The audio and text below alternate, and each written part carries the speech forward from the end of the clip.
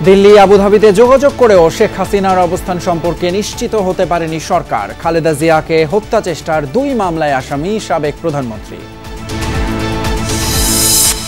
গণ অভ্যুত্থান নিয়ে কটূক্তি করায় বরখাস্ত ম্যাজিস্ট্রেট তাপসী তাবাসসুমের নামে সমন জারি। 6 মামলায় জামিনের পর মুক্তি পেলেন সাবেক মন্ত্রী সাবের হোসেন।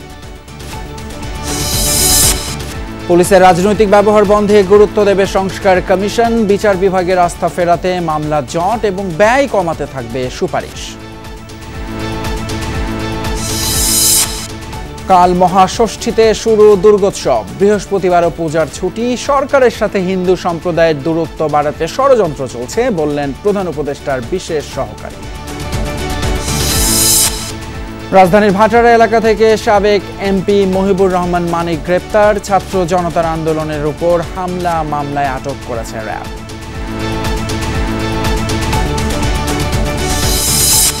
ডিমের চড়া দামে নাকাল ক্রেতা। 4.5 কোটি পিস আমদানির অনুমতি। দাম নিয়ন্ত্রণে ভোক্তা অধিকারের অভিযান।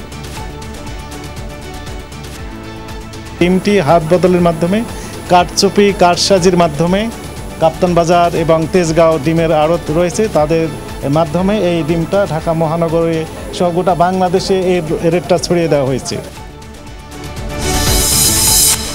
ভারতের বিপক্ষে সিরিজ শেষে টি-20 থেকে অবসরের ঘোষণা মাহমুদুল্লাহ রিয়াদের। খেলে যাবেন ওয়ানডে।